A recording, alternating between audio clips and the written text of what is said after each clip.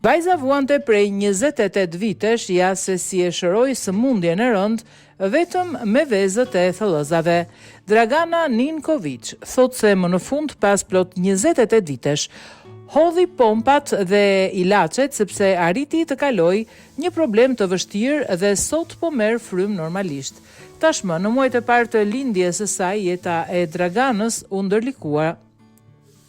Në muajt e parë të lindjes së saj, jeta e vajzës u ndërlikua, shëndeti i saj nuk ishte i mirë. Në vitin 1976, kur isha 6 muajsh fillova të kollitesha. Kollitja ishte e vazhdueshme dhe më bëri të ngufatem, sidomos natën. Ajo kujton historinë nga prindrit e saj. Prindrit e Draganës ishin shumë të shqetësuar dhe e çuan atë tek një pediatër. Diagnoza ju bë gjatë ekzaminimeve të mëtejshme. Në atë kohë, ajo quhej kolla e zezë. Unë nuk e di se si quhet sot, por mbaj mend që ishte një gjendje rrezikshme akute që kërkonte trajtim urgjent spitalor. Nga fëmijëria ime e hershme, kam kaluar më shumë kohë në spitale se sa në shtëpi, tregon ajo. Nuk më lejohej të vrapoja, të qeshja, të qaja, të entuziazmohesha shumë, sepse të gjitha mund të më kishin shkaktuar ngufatje, thot kjo grua e guximshme dhe këmbgulse. Gjithmonë kisha një pomp pranë jastëkut, sepse nga një herë ngufatesha brenda natës ndërsa flia.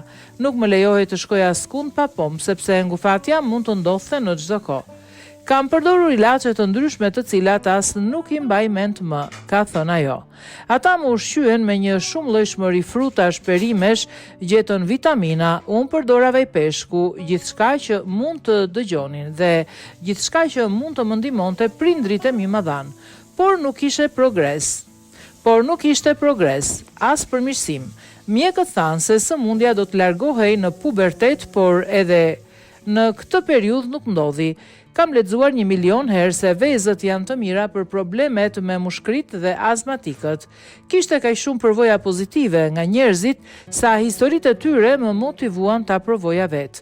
Ditën e parë piva 2 vezë, ditën e dytë piva 3 vezë, ditën e tretë piva 4 dhe pastaj piva nga 5 vezë çdo ditë. I përzieja me një lugë çaji sheqer dhe pak qumësht. Zakonisht i bleja vezët për një muaj të tërë dhe i mbaja në frigorifer, ka shpjeguar ajo. Dhe si që thot, pompën që e mbante gjithmonë me vete tani, ajo e ka zëvendësuar me vezët nga thellëzat japoneze. Edhe kur shkuam në det, ose në një udhëtim tjetër, unë baja një kuti plot me vezë afër vetes. Unë piva vezët për rreth 7 muaj e gjysëm, çdo mëngjes me barku mbosh.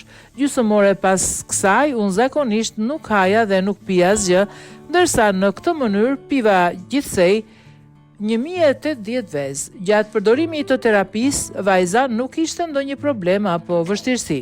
Kur mora terapin për 1 deri 2 muaj të ardhshëm, ndjeva një presion të lehtë në mushkri, por nuk pati asnjë sulm. Ndjeva ato presion të lehtë për 6 muaj të ardhshëm derisa fillova të pija vezë sërish. Kam përdorur terapinë e vezëve të thellëzave 2 herë me 1080 vezë. Në çdo rast vendosa ti përdor ato për një kohë, 3 muaj të tjerë dhe pastaj u ndala. Sëmundja u zhduk plotësisht. Më në fund mund të merrja frym lehtësisht dhe normalisht, ka thënë ajo. Duke përfunduar, këtu kanë kaluar 13 vjet që nga ajo kohë dhe nuk më ka ndodhur kur që të marr një sulm ngufatje.